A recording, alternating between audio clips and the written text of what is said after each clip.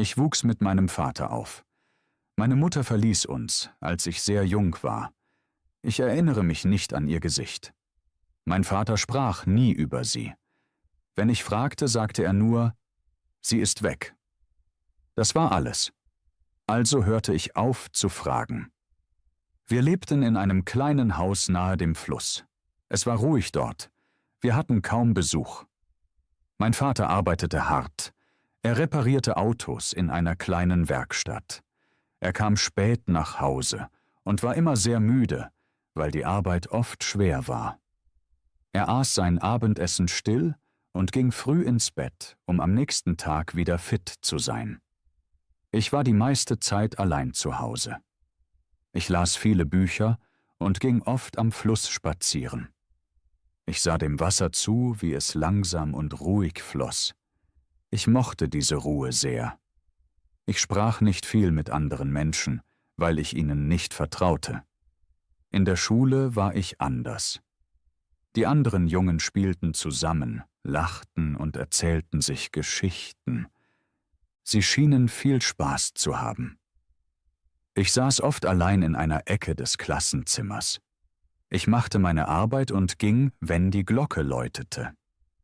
Einige Jungen wollten meine Freunde sein, aber ich stieß sie weg. Ich glaubte nicht an Freundschaft, weil ich dachte, sie wäre nicht echt. Mein Vater sagte immer, Menschen gehen. Erwarte nicht, dass sie bleiben. Ich glaubte ihm. Er hatte recht. Mit Mädchen war es genauso. Sie lächelten mich an und sprachen mit mir, aber ich antwortete nicht. Wenn sie Fragen stellten, ging ich einfach weg, ohne zu reagieren. Ich sah, wie sie mit anderen lachten und wie sie ihre Freunde wechselten. Heute mochten sie jemanden, und am nächsten Tag mochten sie jemand anderen. Ich dachte, sie seien nicht ehrlich und dass ihre Worte nichts bedeuteten. Deshalb wollte ich meine Zeit nicht verschwenden. Ich konzentrierte mich auf die Schule, um meine Noten zu verbessern. Später konzentrierte ich mich auf die Arbeit. Ich brauchte keine Menschen um mich herum, und ich war allein in Ordnung. Die Jahre vergingen. Ich beendete die Schule. Ich half meinem Vater jeden Tag in der Werkstatt. Jeder Tag war gleich. Ich stand früh auf, half ihm und arbeitete den ganzen Tag. Manchmal fühlte ich mich einsam, wenn ich die anderen Jungen sah, die zusammen lachten. Doch ich hatte mich daran gewöhnt, allein zu sein. Ich fand Trost in meinen Büchern. Die Geschichten waren meine Freunde. Sie gaben mir eine Flucht aus der Realität. Ich stellte mir vor, wie es wäre, Abenteuer zu erleben. Doch in meinem Herzen wusste ich, dass ich nicht bereit war, mich zu öffnen. Die Angst vor Enttäuschung war stark. Ich fragte mich oft, ob ich jemals den Mut finden würde, neue Beziehungen zuzulassen. Ich aß mit meinem Vater zu Abend. Wir redeten wenig, fast gar nicht. Die Stille zwischen uns war immer präsent. Dann ging ich ins Bett. Am nächsten Tag wieder das Gleiche. Das Leben war einfach. Das Leben war ruhig und vorhersehbar. Ich war nicht traurig, aber ich war auch nicht wirklich glücklich. Ich dachte, so ist das Leben. Ich dachte, ich brauche nichts mehr. Dann änderte sich eines Tages alles. Es war ein normaler Tag, so wie jeder andere. Ich stand früh auf und bereitete mich auf den Tag vor. Ich frühstückte hastig und ging dann in die Werkstatt. Mein Vater war schon da und arbeitete fleißig an einem Auto, und ich wusste, dass er sein Bestes gab. Er sagte nicht viel. Das tat er nie. Ich nahm meine Werkzeuge und begann zu arbeiten. Die Luft roch nach Öl und Metall, und ich fühlte mich wohl in dieser Umgebung. Der Lärm von Motoren und Hämmern erfüllte die Werkstatt und war für mich eine vertraute Melodie. Das war mein Leben. Das kannte ich gut. Dann kam sie herein. Ein Mädchen. Sie sah sich um und trat näher, zögerlich, aber bestimmt. Sie hatte ein Problem mit ihrem Auto, das mir schon einige Male begegnet war. Ich sah ihr nicht ins Gesicht, weil ich so beschäftigt war mit meiner Arbeit. Es war mir egal, ich wollte einfach schnell reparieren. Ich wischte mir die Hände ab und fragte, was nicht stimmt. Sie erklärte es mir, aber ich hörte kaum zu, denn ich wollte das Auto reparieren und meine Arbeit fortsetzen. Sie bedankte sich höflich. Ich antwortete nicht, da ich nicht an Smalltalk interessiert war. Ich dachte, sie würde gehen. Aber sie blieb stehen und sah sich weiter um. »Magst du die Arbeit hier?« fragte sie plötzlich. Ich antwortete nicht sofort, denn ich war überrascht von der Frage. Ich mochte keinen Smalltalk. Sie lächelte freundlich und sagte, »Du bist sehr still.« Ihre Worte trafen mich unerwartet. Ich fühlte mich plötzlich unwohl in meiner Stille. Ich schwieg und versuchte mich auf die Arbeit zu konzentrieren. Sie lachte leise. Nicht laut wie andere Menschen. Es störte mich nicht. Ich reparierte das Auto und gab ihr die Schlüssel. Sie bedankte sich wieder und ging. Ich dachte, das war das Ende. Aber am nächsten Tag kam sie wieder. Dieses Mal hatte sie kein Autoproblem. Sie stand einfach an der Tür und sah in die Werkstatt. Ich ignorierte sie, wollte mich nicht ablenken lassen. Sie kam näher und sagte, »Kann ich zuschauen?« Ich runzelte die Stirn. »Zuschauen wobei?« fragte ich. »Bei deiner Arbeit«, sagte sie. Ich schüttelte den Kopf und dachte, dass ich lieber allein arbeiten wollte. Aber sie ging nicht. Sie lächelte nur und sagte, »Okay, dann warte ich draußen.« Ich verstand sie nicht. Warum war sie hier? Was wollte sie von mir? In den nächsten Tagen kam sie immer wieder. Manchmal stellte sie Fragen zu meiner Arbeit. Manchmal saß sie einfach draußen und schaute zu, als wäre sie fasziniert von dem, was ich tat. Mein Vater bemerkte es und sagte, »Sie ist anders.« Ich antwortete nicht. Ich wollte nicht über sie sprechen. Ich wollte nicht über sie nachdenken. Aber ich tat es doch, ohne es zu wollen. Eines Abends sah ich sie am Fluss. Sie saß auf einem Stein und schaute auf das Wasser, das sanft plätscherte. Ich ging an ihr vorbei. Aber sie drehte sich um und lächelte. Ihr Lächeln war warm und freundlich. Es machte etwas mit mir. Ich fühlte mich seltsam, aber auch neugierig. Was hatte sie vor? Ich wollte wissen, was sie denkt und fühlt. Es war nicht nur das Lächeln, es war auch ihre Art, die mich ansprach. Ich entschied mich, nicht wegzugehen. Ich blieb stehen und beobachtete sie, als sie in die Ferne schaute. »Magst du den Fluss?« fragte sie. Ich blieb stehen. So etwas hatte mich noch nie jemand gefragt. Ich nickte langsam. Sie sagte nichts mehr. Sie saß einfach da, ruhig. Es fühlte sich seltsam an. Ich dachte, sie ist wie die anderen. Sie wird gehen. Aber sie ging nicht. Und das machte mir Angst. Die Tage vergingen und sie kam immer wieder. Jeden Morgen kam sie in die Werkstatt. Manchmal hatte sie eine Frage, manchmal schaute sie nur zu. Mein Vater gewöhnte sich an sie. Er lächelte sogar, wenn sie kam. Aber ich verstand sie nicht. Sie war anders. Sie verhielt sich nicht wie andere Menschen. Sie redete nicht zu viel. Sie stellte nicht viele Fragen. Sie blieb einfach da. Und ich wusste nicht, warum sie das tat. Eines Nachmittags brachte sie Kaffee mit. Sie stellte ihn auf den Tisch neben mich. »Für dich«, sagte sie. Ich sah den Kaffee an, nahm ihn aber nicht. »Ich trinke keinen Kaffee«, sagte ich. Sie lächelte nur. »Dann bringe ich dir nächstes Mal Tee«, sagte sie. Ich runzelte die Stirn. »Warum?«, fragte ich. Sie zuckte mit den Schultern. »Weil du hart arbeitest.« Ich antwortete nicht. Ich nahm meine Werkzeuge und arbeitete weiter. Aber ich sah, wie mein Vater den Kaffee nahm und sie anlächelte. Er mochte sie. Ich wusste nicht warum. Sie begann auch abends zu kommen. Manchmal saß sie am Fluss. Manchmal ging sie in der Nähe der Werkstatt spazieren. Sie fragte mich nichts. Sie erwartete nichts. Sie war einfach da und das störte mich nicht. Ich dachte, sie würde sich langweilen. Ich dachte, sie würde aufhören zu kommen. Aber das tat sie nicht. Eines Abends sah ich sie auf einer alten Bank am Fluss sitzen. Die Sonne ging unter. Das Wasser sah golden aus. Ich war müde. Aber ich ging zu ihr. »Warum kommst du jeden Tag hierher?« fragte ich. Sie sah mich an und lächelte. »Weil ich es will.« Ihre Antwort ergab keinen Sinn für mich. »Du kennst mich doch gar nicht«, sagte ich.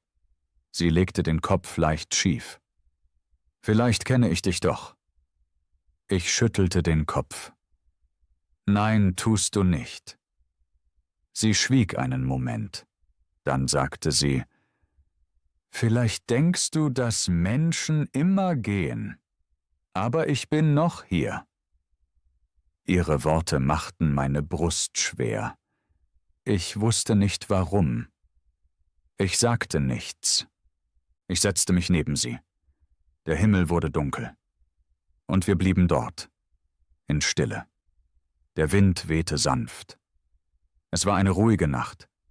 Ich hörte die Wellen des Flusses. Ich fühlte mich nicht allein. Ich wollte mehr über sie wissen. Warum wollte sie hier sein?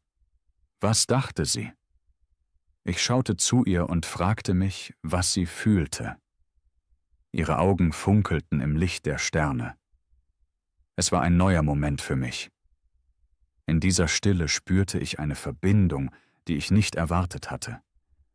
Ich wollte sie erforschen, wollte mehr über ihre Gedanken und Träume erfahren. Diese Nacht fühlte sich anders an. Es war, als ob die Welt um uns stillstand und nur wir beide übrig blieben. Es war eine seltsame, aber schöne Verbindung, die mir Mut gab. Am nächsten Tag brachte sie Tee. Sie stellte ihn wie zuvor neben mich. Ich sah den Becher lange an. Dann nahm ich ihn zum ersten Mal in die Hand. Er war warm. Ich nahm einen kleinen Schluck. Sie lächelte. Sie sagte nichts. Sie musste nichts sagen. Etwas veränderte sich. Ich wusste nicht was. Aber zum ersten Mal fühlte ich mich nicht allein. Sie wurde Teil meiner Tage. Ich hatte das nicht erwartet. Aber ich merkte es, wenn sie nicht da war. Jeden Morgen kam sie in die Werkstatt. Jeden Abend saß sie am Fluss. Manchmal sprach sie, aber nicht viel. Sie stellte nie Fragen, die ich nicht beantworten wollte. Sie drängte mich nicht, sie war einfach da. Und ich ließ sie da sein. Eines Tages kam sie später als sonst. Ich reparierte gerade ein Auto, aber ich schaute zur Tür. Sie war nicht da.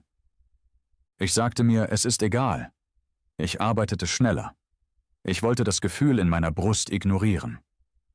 Die Stunden vergingen. Sie kam nicht. Ich sagte mir, sie ist beschäftigt. Vielleicht hatte sie etwas Besseres zu tun. Vielleicht war sie müde geworden. Vielleicht war sie gegangen. Aber am Abend kam sie doch. Sie ging langsamer als sonst in die Werkstatt. »Tut mir leid«, sagte sie. »Ich hatte etwas zu erledigen.« Ich fragte nicht was. Ich nickte nur und arbeitete weiter. Aber meine Hände zitterten ein wenig. Ich wusste nicht warum. Sie sah mir eine Weile zu. Dann legte sie etwas auf den Tisch. »Für dich«, sagte sie. Es war eine kleine Schachtel. Ich runzelte die Stirn. »Warum?« fragte ich. Sie lächelte. »Mach sie später auf.« Dann ging sie. In dieser Nacht saß ich auf meinem Bett und sah die Schachtel lange an. Sie war klein und einfach. Ich zögerte, bevor ich sie öffnete. Drinnen war ein Schlüsselanhänger. ein kleiner silberner Schlüssel an einer schwarzen Schnur. Er war einfach. So wie ich. So wie mein Leben. Ich verstand nicht, warum sie mir das gab. Aber ich hielt ihn lange in der Hand. Dann steckte ich ihn in meine Tasche. Am nächsten Tag war sie wieder da. Sie verhielt sich normal, als wäre nichts passiert. Ich wollte sie nach dem Schlüsselanhänger fragen, aber ich wusste nicht wie. Also arbeitete ich einfach weiter. Sie sah zu wie immer. Aber etwas war jetzt anders. Ich konnte es spüren. Eines Abends fragte sie: »Denkst du manchmal daran, diese Stadt zu verlassen?« Ich sah sie verwirrt an. »Warum?« Sie zuckte mit den Schultern. Ich frage nur: »Willst du nicht andere Orte sehen?« Ich schüttelte den Kopf. »Das hier ist mein Zuhause.« Sie lächelte. »Zuhause ist nicht immer ein Ort.« Ich verstand nicht, was sie meinte, aber ich fragte nicht. Tage wurden zu Wochen. Sie kam immer weiter, und etwas in mir veränderte sich weiter. Ich stieß sie nicht mehr weg. Wenn sie sprach, hörte ich zu. Wenn sie Tee brachte, trank ich ihn. Wenn sie am Fluss saß, setzte ich mich dazu. Die Abende am Fluss wurden für mich wichtig. Ich wollte ihre Nähe spüren. Dann sagte mein Vater eines Tages etwas, das mich überraschte. »Sie kümmert sich um dich«, sagte er. Ich runzelte die Stirn. »Sie ist nur freundlich«, sagte ich. Aber in meinem Herzen wusste ich, dass es mehr war. Ich begann, ihre Aufmerksamkeit zu schätzen. Ihre Anwesenheit machte meinen Alltag heller. Es war ein Gefühl, das ich lange nicht gekannt hatte. Ich wollte mehr Zeit mit ihr verbringen. Ich wollte wissen, was sie dachte und fühlte. Es war nicht nur Freundlichkeit. Es war etwas Besonderes. Und das machte mich gleichzeitig glücklich und ängstlich. Er schüttelte den Kopf. »Nein«, sagte er, »es ist mehr als das.« Ich antwortete nicht. Ich wollte nicht darüber nachdenken. Aber ich tat es an diesem Abend, als ich sie wieder am Fluss sah. Ich ging schneller. Sie lächelte, als sie mich sah. Ich setzte mich neben sie. Wir schauten auf das Wasser. Dann griff ich, ohne nachzudenken, in meine Tasche und nahm den Schlüsselanhänger heraus. Ich wusste nicht warum, aber er fühlte sich wichtig an. Sie sah ihn in meiner Hand und lächelte. »Du hast ihn behalten«, sagte sie. Ich nickte. »Ja.« Die Sonne ging unter. Der Himmel war orange und rosa. Die Luft war kühl. Ich sah sie an und fragte zum ersten Mal: »Warum bleibst du?« Sie war nicht überrascht. Sie lächelte nur. »Weil ich es will.« Und zum ersten Mal glaubte ich ihr. Sie war immer noch da. Jeden Tag kam sie in die Werkstatt. Jeden Abend saß sie am Fluss. Und jedes Mal fühlte ich etwas anderes. Am Anfang war es klein. Nur ein Gedanke. Nur ein Gefühl. Aber es wuchs. Ich begann, auf sie zu warten. Ich hörte genauer zu, wenn sie sprach. Ich schaute nach der Tür, bevor sie kam. Es war seltsam. Ich wusste nicht, was es bedeutete. Und ich hatte Angst, mich selbst zu fragen. Eines Tages regnete es. Die Werkstatt war ruhig. Keine Autos kamen. Mein Vater ging früh nach Hause. Ich saß allein da und hörte den Regen auf dem Dach. Ich sagte mir, sie wird heute nicht kommen. Niemand geht bei Regen spazieren. Aber dann sah ich sie. Sie stand in der Tür, nass vom Regen. Sie lächelte. »Du bist noch hier«, sagte sie. Ich runzelte die Stirn. »Du bist nass«, sagte ich. Sie lachte. »Ja, ich weiß.« Ich seufzte und holte ein Handtuch. Sie nahm es, trocknete ihr Gesicht und setzte sich auf den Stuhl neben mir. Eine Weile sagte sie nichts. Sie hörte nur dem Regen zu. Dann fragte sie: »Fühlst du dich manchmal einsam?« Die Frage überraschte mich. Ich antwortete zuerst nicht.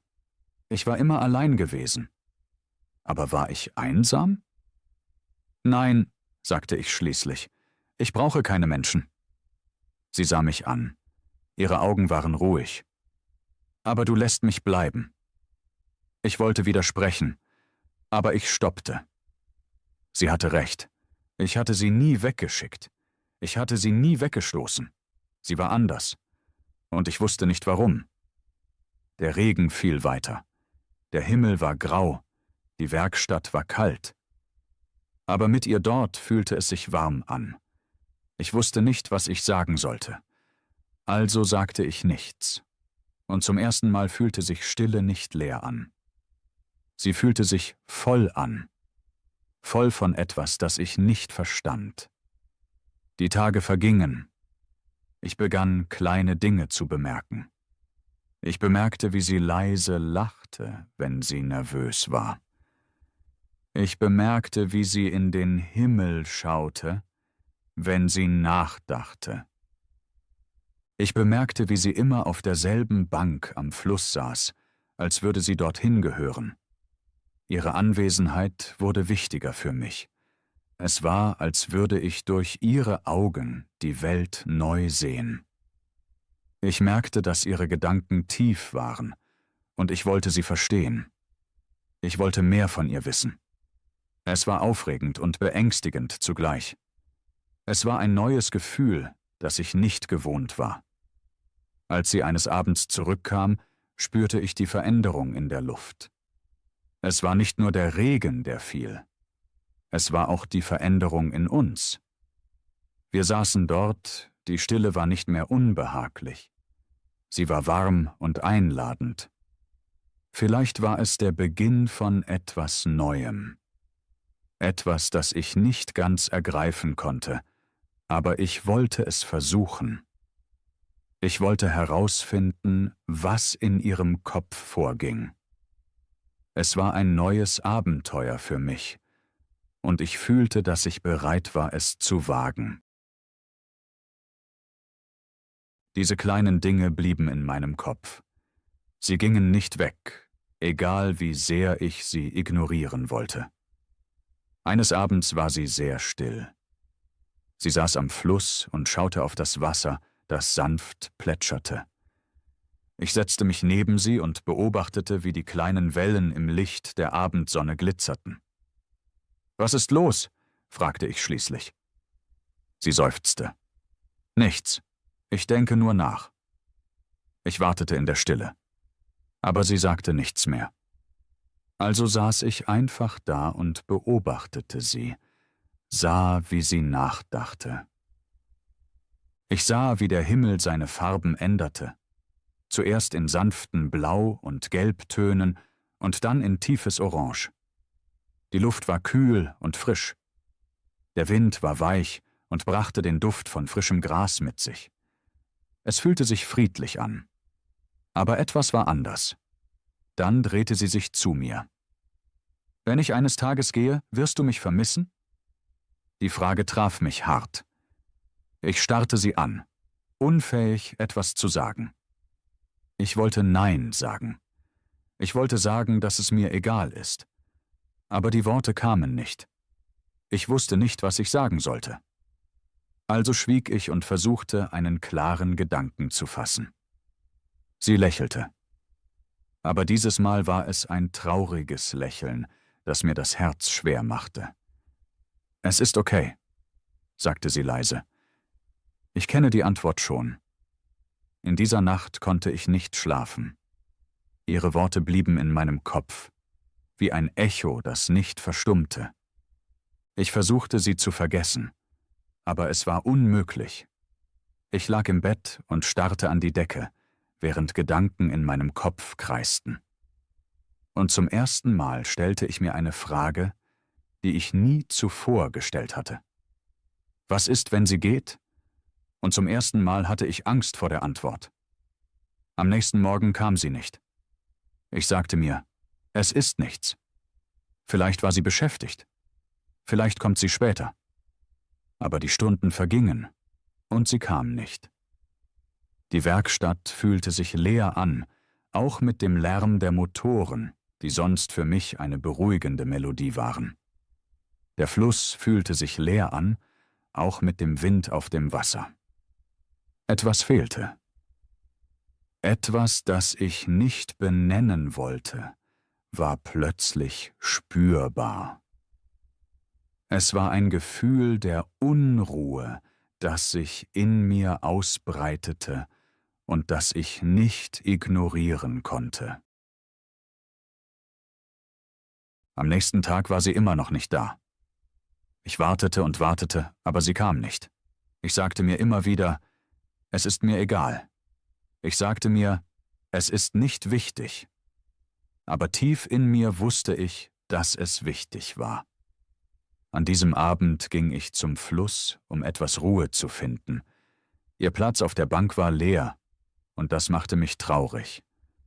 Die Luft war kälter als am Tag zuvor. Der Himmel war grau und trüb, was meine Stimmung noch drückender machte. Ich saß dort und wartete auf niemanden.